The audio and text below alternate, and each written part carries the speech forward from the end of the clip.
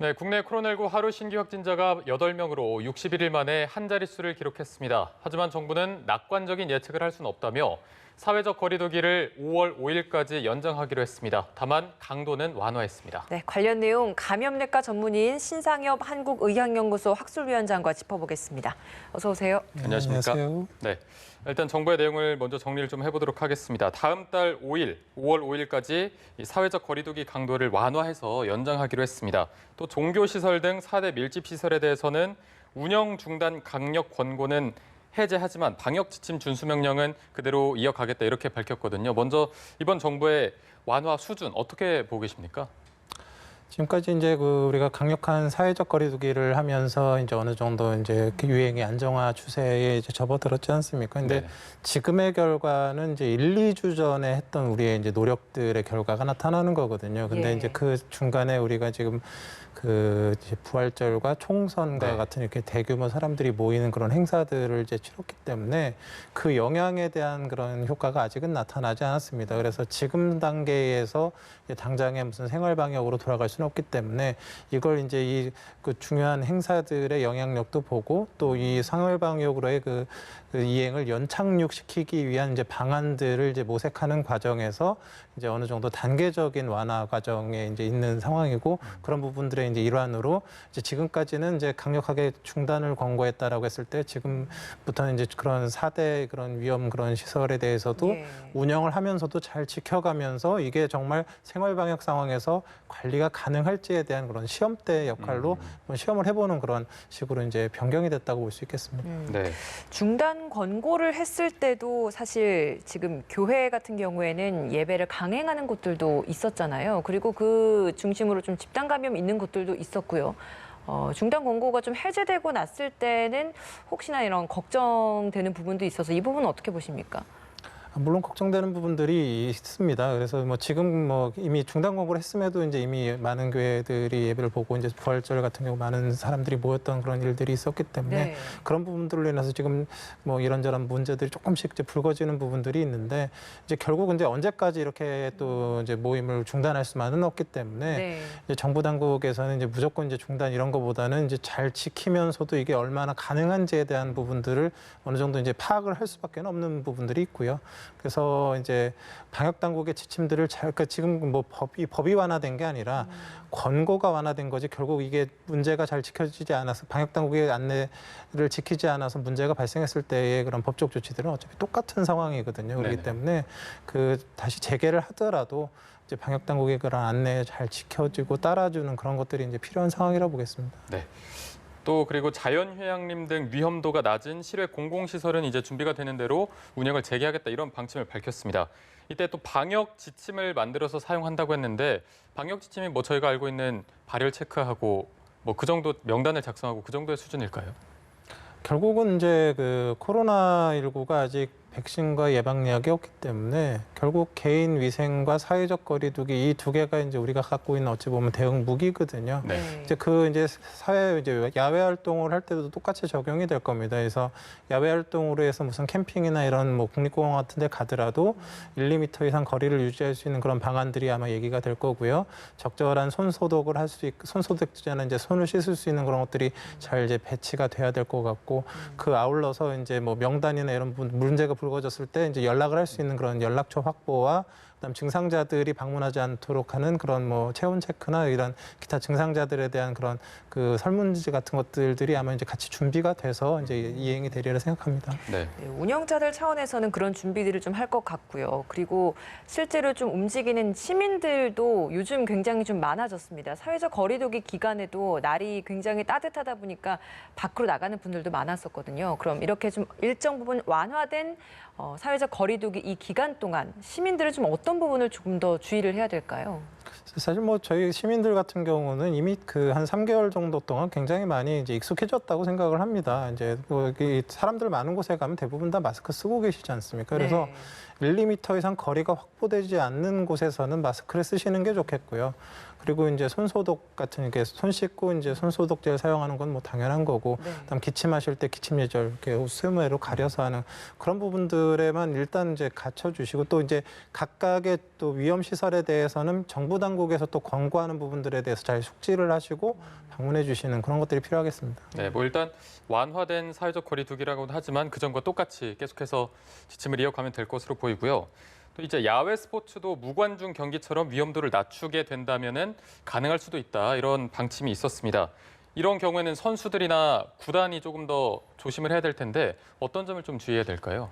뭐 결국은 뭐 이제 야외 스포츠나 이런 부분들은 이제 관중들이 밀집하는 경우가 아니라 그러면 뭐 일상적인 야외 활동에 준한 그런 대처가 필요하겠죠. 그래서 무슨 뭐 이렇게 밀집해서 무슨 안에서 뭔가를 하는 게 아니라 이렇게 다 떨어져서 이제 하는 거기 때문에 네네. 결국 선수들이 이동 간에 또 이제 뭐 이런 경기하는 간에 문제가 생기지 않을 정도의 그런 이제 대책들을 각 그 운동 경기마다 이제 그건 수립을 해야 될 것 같습니다. 네. 예. 정 총리의 발언 중에 눈에 띄었던 또 다른 부분 중 하나가 현재 수준의 안정적인 관리가 계속된다면 5월 6일부터는 생활 속 거리두기를 이행을 하겠다, 이런 표현이 있었습니다.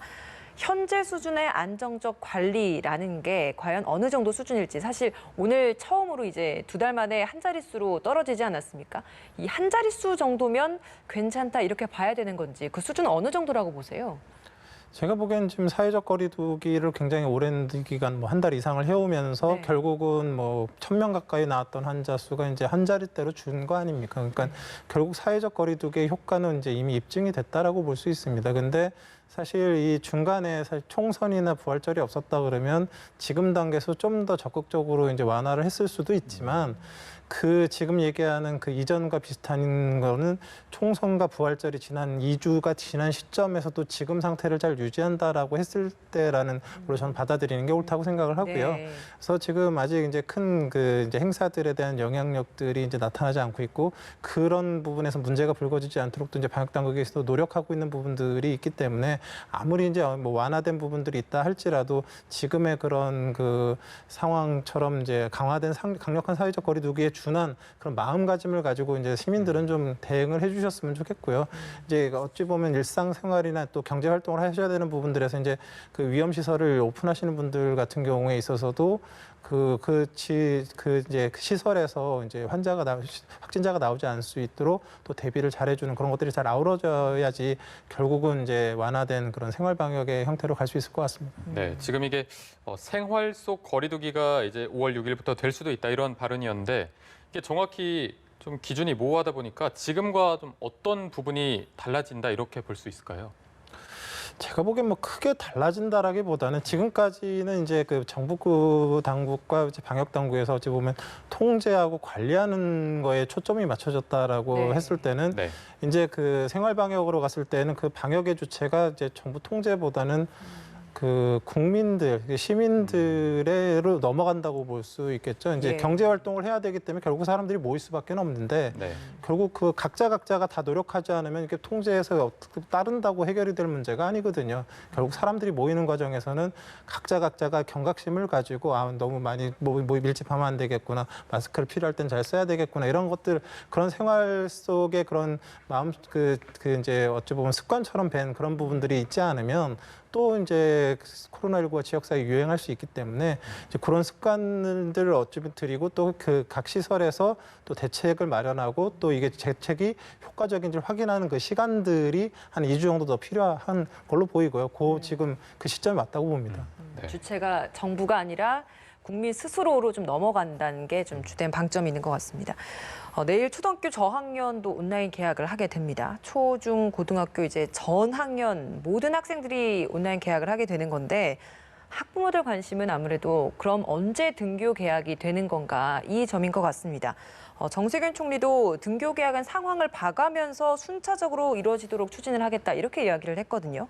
그럼 이 상황이라는 게 생활 속 거리두기, 그러니까 일상 생활 방역으로의 전환이 된다라고 하면 그 시점에는 등교도 가능한 것인지, 혹은 그 단계를 좀 넘어서서 더 안정화됐을 때 등교 개학이 가능한 것인지, 교수님께서는 어떻게 보십니까? 결국 뭐 이제 생활 방역의 단계까지 갈 수 있다라 그러면 개학도 가능할 거라고 봅니다. 근데 지금 정부 당국이나 이런 데서 좀 굉장히 조심스러운 이유가 네. 뭐 이제 이 신종 감염병은 미리 겪어본 경험한 그런 나라들의 그런 정보들이 굉장히 유용하거든요. 근데 이미 싱가포르 같은 경우가 이제 등교 계약을 했다가 2주 만에 철수하고 지금 그렇죠. 대유행을 하고 있는 양상이거든요. 그래서 이게 어찌 보면 뭐 꼭 그게 계약 때문이라고 할 수는 없겠지만 이렇게 사람들이 모이는 그런 상황들이 벌어지는 과정에서 또 재유행을 하게 되면 지금까지 우리가 고생했던 것들이 이제 물거품이 될 수가 있고 또 이게 계약이 단초가 됐을 때 정말 또 그 아이들 때문에 큰 문제가 될 수 있기 때문에 지금 이제 저희가 잘 해오고 있지만 이 총선과 이 부활절 이 부분을 정말 잘 그 확인을 하고 그 지났음에도 그 이제 잠복기가 지났음에도 안전성이 확보가 된다 그러면 생활방역과 계약이 둘 다 가능한 시기가 오지 않을까 생각하고 있습니다. 네, 이게 또 정부 브리핑 내용을 봤을 때는 초등학생의 등교 계약은 보다 보수적으로 접근하고 있다 이런 설명이 있었습니다. 고등학생들에 비해서 초등학교 학생들한테 더 보수적으로 접근하는 이유가 어떤 거라고 볼 수 있을까요? 뭐 결국 뭐 그 초등학생이 더 위험하다 이런 개념보다는요. 뭐 고등학생 정도면 어느 정도 위험성도 알고 이제 사회적 지침에 대한 따르는 그런 부분들도 가능하겠지만 네네. 초등학교 저학년 같은 경우 뭐 방역 당국에 뭐 이런 것들을 인지하거나 또 뭐 어떤 그런 수칙에 따라주거나 이런 부분들에 대해서 좀 충분하지 않을 수가 있기 때문에 그 아이들 같은 경우 또 이제 또 자유롭게 또 돌아다니려고 하는 그런 것들도 있고 그래서 모였을 때 그 통제가 어려운 부분들이 있어서 아마도 그런 부분들을 고려해서 얘기를 하고 있는 것 같습니다. 네. 알겠습니다. 68명의 확진자가 나왔던 의정부 성모병원 내일부터는 단계적으로 문을 열게 됩니다. 근데 아직까지도 감염 경로가 확실하게 밝혀지지 않은 터라 지금 이 상황에서 문을 여는 것이 괜찮은가라는 의문을 가진 시각들도 있더라고요. 어떻습니까? 그래서 뭐 아마 지금 뭐 감염 경로 같은 경우는 뭐 이렇게 쉽게 밝히기는 좀 어려울 것 같고요. 지금 아직 뭐 신천지 대유행의 감염 경로도 아직 우리가 못 밝혀내지 않았습니까? 그래서 지역 사회에 유행하는 과정에서 어떤 그 집단 발병이 했을 때 감염 경로를 밝혀내기는 상당히 굉장히 어려운 코로나19의 특징이 있고요. 지금 이제 중요한 거는 재개원을 했었을 때 추가적인 감염자가 나올 것이냐 안 나올 것이냐에 대한 그 위험도 평가가 제일 중요한 상황이거든요. 네. 근데 지금 보면 이제 역학조사를 해봤더니 뭐 해당 병원에 8층 중심으로 환자가 발생했고 접촉자 수를 해온 상황에서 어느 정도 이제 재개원을 했을 때에도 안전성을 담보할 수 있는 수준부터 점차적인 개원을 나가야 될 것으로 보이고요. 사실 이게 지금 지역 사회에는 굉장히 중요한 역할을 했던 중추적인 대학병원이기 때문에 그 대학병원이 지금까지 담당했던 그 응급 환자들이나 중환자들이 지금 어찌 보면 이 그 개원을 못하는 기간 동안 위험에 빠져 있기 때문에 그런 이제 위험성이 높은 사람들을 이제 잘 케어하는 순서대로 또 이제 안전성을 담보하는 과정에서 이제 점차적으로 개원을 해야 된다고 봅니다. 네, 알겠습니다. 그리고 또 논산 육군훈련소에서 확진 판정을 받은 훈련생 3명, 일단 다 신천지 신도인 걸로 알려졌고 역학조사가 현재 진행되고 있습니다. 1명은 재양성자로 또 판정이 됐고 나머지 2명은 음성 판정을 받았다가 양성 판정을 받게 됐는데 그렇다면 이 재양성자에 의한 2차 감염으로 된 거다 이렇게 볼 수 있을까요? 지금 뭐 그 논산훈련소에서 발견된 그 어찌 보면 확진자들의 경우는 뭐 제가 보기에는 감염 경로는 아마도 뭐 이제 뭐 입소해서의 어떤 감염 경로가 있었다기보다는 신천지 신도들이었기 때문에 입소 전에 신천지 신도들 간의 이런 뭐 이렇게 예배든 아니면 개인적인 접촉이든 그런 과정에서 감염됐을 가능성이 제일 높다고 생각을 하고요. 근데 이렇게 젊은 사람들 같은 경우는 이제 이런 경우들이 이제 지금 코로나19 감염에 상당히 많이 나타나게 되는데 이게 증상이 없는 사람들이 굉장히 많습니다. 그러니까 접촉을 해서 감염은 됐는데 뭐 바이러스 양이 굉장히 적거나 그러게 되면 몸에 들어와서 뭐 감염은 일어나긴 했지만 그게 워낙에 미약한 감염이기 때문에 증상도 일어나지 않고 본인의 면역에 의해서 어느 정도 이제 다 다 이겨낸 그런 상태인 경우들이 많거든요. 근데 최근 들어 이제 재양성자들이 굉장히 많이 나오고 있는데 뭐 이제 뭐 방역 당국에서 그 확인은 하고 있지만 그게 진짜 환자가 이제 제대로 증상이 다시 나타났다기보다는 그 이제 죽은 바이러스들이 이제 결국 호흡기에서 배출되는 과정에서 이렇게 이제 굉장히 민감한 그 이제 증폭 검사, 유전자 증폭 검사를 지금 우리가 이제 PCR 검사를 하고 있는데 그 검사에서 양성이 나오는 경우들이 많아서 환자라기보다는 그 검사 양성인 경우들이 더 많아 보입니다. 그래서 지금 이 이제 양성 나왔던 이 3명의 그 젊은이들이 정말로 지금 그 다른 사람에게 감염 능력을 갖고 있는 환자냐에 대해서는 좀 의문스러운 부분들이 좀 있고요. 네. 이제 그렇지만 또 모르는 일이기 때문에 이제 내부적인 이제 역학조사들이 이제 진행되고 있는 상황으로 보이는데 어차피 이분들이 지금 대부분 이제 증상이 없는 상황이라서 이제 뭐 2주 이상 정도의 관찰 기간을 거쳐서 또 증상이 없고 문제가 더 다른 사람들에게 감염을 시키지 않았다라는 게 확인이 된다 그러면 또 뭐 크게 문제가 되지 않을까 생각을 하고 있습니다. 네. 그 재양성된 환자의 같은 경우에는 지금 뭐 이분 외에도 179명 정도가 지금 재양성 사례가 나오고 있거든요. 여기에 대해서는 이제 앞으로 계속 조사를 하고 있다라고 이야기를 하는데 말씀하시는 것처럼 뭐 감염력이 있는지 혹은 이게 뭐 어떻게 재확진이 되는 건지 뭐 이런 원인들이나 이런 경로나 이런 것들을 파악하기 위해서는 좀 어느 정도 저희가 좀 더 기다려야 되는 건지 이걸 알아야 앞으로도 또 관리가 또 다 될 수 있는 부분 아니겠습니까?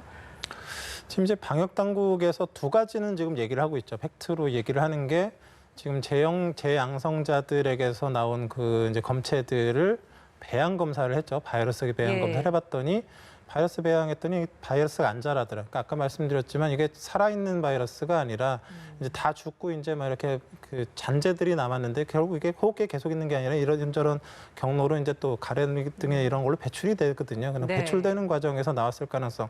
그러니까 이건 실제적으로는 검사는 양성이지만 환자는 아닌 거죠. 이제 완치가 된 그런 사람들인 경우가 이제 있겠다라는 얘기를 하고 있는 거고요. 또 하나는 지금 방역 당국에서는 이런 재양성자들로 인한 2차 감염은 없다.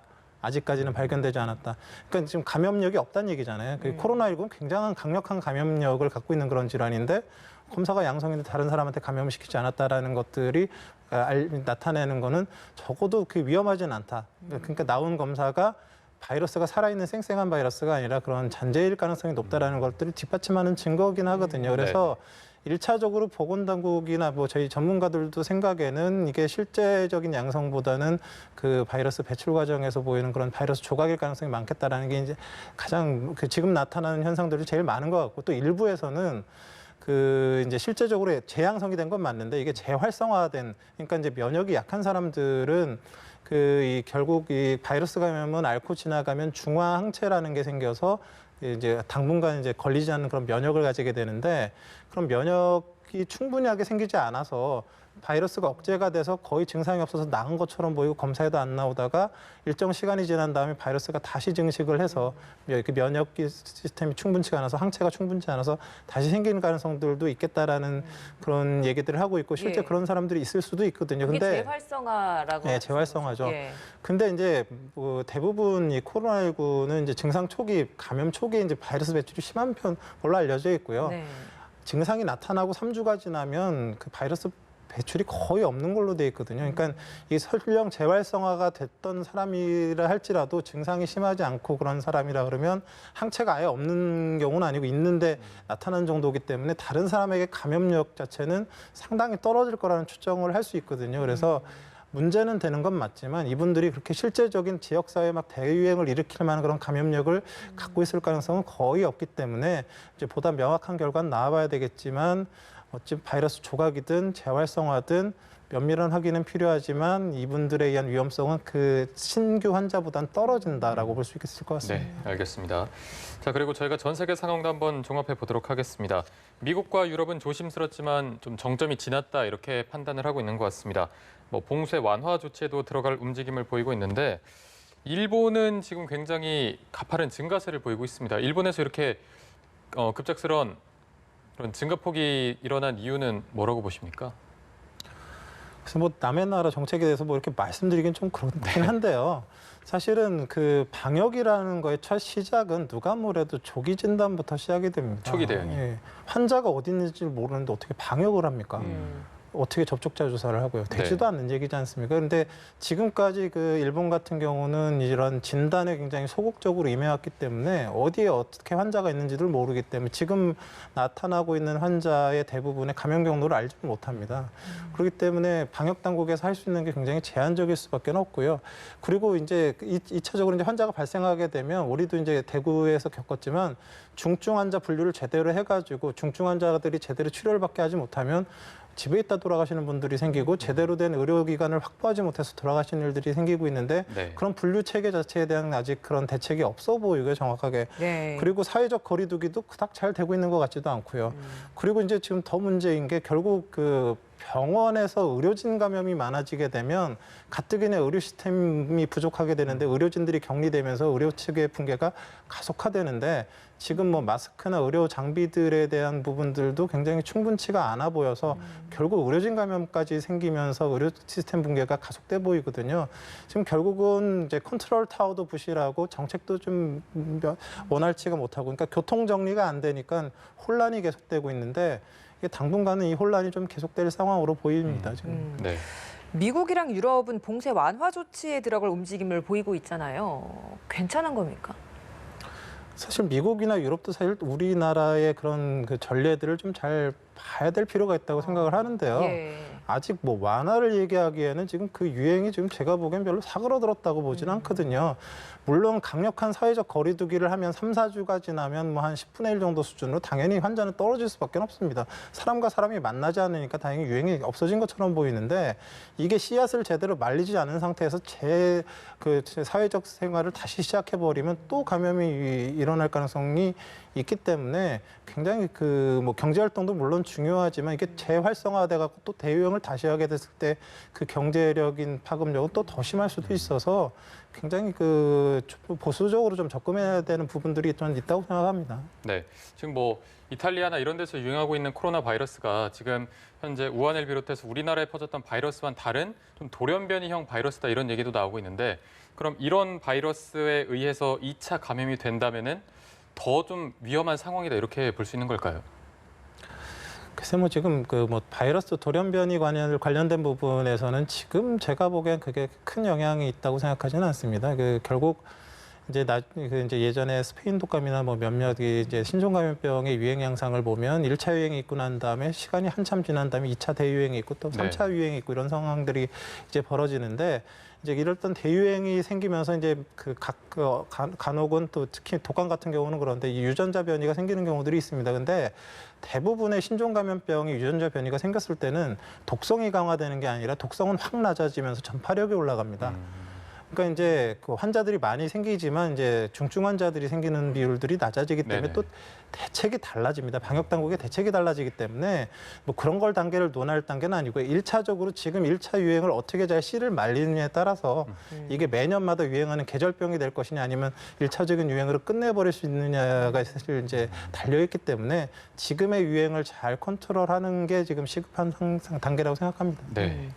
치료제와 백신 개발 전 세계적으로 굉장히 지금 열심히 뛰어들고 있는 것 같습니다. 에볼라 치료제가 이번 코로나19에 효과가 있다, 뭐 이런 이야기가 나오고 있거든요. 실제로 언제쯤 이런 치료제가 우리 일상에 특히 이런 코로나19 치료에 좀 상용화될 수 있을지 어떻게 전망하고 계신가요? 지금 뭐 코로나19 자체적인 코로나19 이런 코로나 바이러스에 대한 치료제는 아직 이제 전 세계적으로는 없고요. 다른 이제 바이러스 치료에 사용됐던 약들을 이제 코로나19에도 들을 수 있는 그런 여러 그 근거들을 가지고 이제 그 여러 시도를 하고 있어 그렇죠. 이제 임상 실험을 하고 있지 않습니까? 근데 그러니까요. 이제 칼레트라나 이제 클로로콰인 같은 경우는 이제 비교적 이제 임상 결과들이 많이 나오고 있는데 그럼 아직 아주 뚜렷한 뭐 아주 좋은 효과를 이제 나타내고 있지는 못합니다. 근데 이제 최근 들어서 이제 그 에볼라 치료로 만들어졌었던 이제 약간 렘데스비르라는 약이 이제 일부 임상 결과가 나오고 제 개인적으로도 상당히 이제 기대하고 있었던 약인데 네. 이제 이게 임상적으로 효과가 있다 없다를 얘기를 하려고 그러면 이제 무작위 대조군 연구나 이런 그 대조군 연구들을 해서 이제 충분한 결과가 근거가 있는 연구가 나와야 되는데 이제 그런 수준은 아니지만 개별 환자한테 투여했을 때에 이제 효과가 있다라는 보고 정보들이 여기저기서 조금씩 나오고 있고 우리나라에서도 지금 임상을 진행을 하고 있어서요. 이게 정말로 이제 긍정적인 효과가 나온다라고 했을 때 근거가 있다라고 했을 때는 뭐 2, 3개월 내에도 어느 정도 정리가 된 다음에 이제 적극적으로 치료에 사용이 될 수도 있을지는 모르겠습니다만 아직 결과가 충분히 나오지는 않은 단계라서 네. 거기에 대해서 자세히 말씀드리기는 좀 어렵고요. 제가 보기에는 뭐 이런 약들보다는 그 혈장 치료나 이런 부분들은 어찌 보면 당장 적용에 관한 부분들이 있거든요. 네네. 그래서 그런 부분들에 대한 세팅으로 어떻게든 일차적으로 치료를 하고 또 이 혈장 치료를 하면서 이 항체 치료제 같은 것들은 좀 빠르게 좀 개발이 될 수 있는 부분들이 있어서 이런 부분들에 또 이제 집중하고 이제 백신 같은 경우는 조금 긴 호흡으로 좀 봐야 되거든요. 그래서 그런 것들이 이제 체계적으로 좀 갖춰져야 될 것으로 보입니다. 네, 이게 뭐 치료제나 백신 같은 경우에는 그 인체 부작용 여부가 있기 때문에 빼놓을 수 없고 이 부분 때문에 또 기간이 더 오래 걸릴 수밖에 없는데 이렇게 좀 기간이 길어지는 부분에 대해서는 어떻게 보고 계십니까? 뭐 약이나 뭐 이런 것들은 결국은 가장 중요한 거는 안전성과 유효성이거든요. 네네. 효과 좋은데 썼다가 사람이 죽으면 안 되거든요. 네네. 그러니까 바이러스는 죽었는데 사람이 같이 죽어버리면 안 되기 때문에 무조건 안전해야 되는 게 일차적으로 우선순위입니다. 그러려고 그러면 사실 이제 임상시험, 그러니까 사람에게 직접 썼을 때에 안전하다는 걸 입증하는 게 생각보다는 쉽지가 않고 시간이 좀 많이 걸리기 때문에 치료제랑 백신 개발이 좀 어려운 부분들이거든요. 근데 지금 뭐 이미 전 세계가 이제 지금 치료제와 백신 개발에 달려드는 상황이기 때문에 과거의 사스 메르스에 비해서는 훨씬 더 좀 빨리 개발되지 않을까 좀 기대를 하고는 있습니다. 안전성 말씀을 해주셔서 앞서 이 치료제나 백신 개발보다는 더 빨리 지금 당장 시작할 수 있는 것에 대해서 혈장 치료 말씀을 해주셨잖아요. 근데 우리 보건당국 입장에서는 이 혈장 치료 같은 경우에도 아직 적용 사례가 적고 뭐 중국에서도 혈장 치료 적용 사례가 많지는 않기 때문에 이 또한 안전성에 있어서는 아직 보장할 수 없다라는 이야기를 했거든요. 이건 어떻습니까? 혈장 치료는요, 이제 일상적인 환자한테서 치료를 할 수 있는 그런 상황은 아닙니다. 근데 이제 중환자들, 뭐 이제 인공호흡기 달고 에크모 달고 이런 사람들이 혹시라도 소생할 수 있는 그런 좀 중증 환자한테 써볼 수 있는 어찌 보면 가장 또 강력하고 또 써볼 수 있는 유일한 방법이기도 하거든요. 지금은 예. 이미 이제 회복한 사람에게는 아까 말씀드렸던 중화항체가 있어서 바이러스를 무력화시킬 수 있는 그런 물질들이 그 안에 들어가 있습니다. 그걸 네. 잘 정제만 해서 이제 위험성이 없는 알레르기 반응이나 이제 다른 그 이제 면역 반응이 나쁘게 나타나지 않도록 안전하게만 투여할 수 있다라고 했을 때는 그래도 뭐 그 중증 환자를 혹시 살려낼 수 있다라 그러면 어찌 보면 좋은 방향 아니겠습니까? 그래서 그 안전성을 확보한 그런 어느 정도의 그 가이드라인이 잘 정립된 상황에서 좀 치료가 됐으면 하는 게 바람입니다. 네, 알겠습니다. 제가 오늘 말씀은 여기까지 듣도록 하겠습니다. 지금까지 감염내과 전문의인 신상엽 한국의학연구소 학술위원장과 함께 이야기 나눠봤습니다. 오늘 고맙습니다. 고맙습니다. 감사합니다.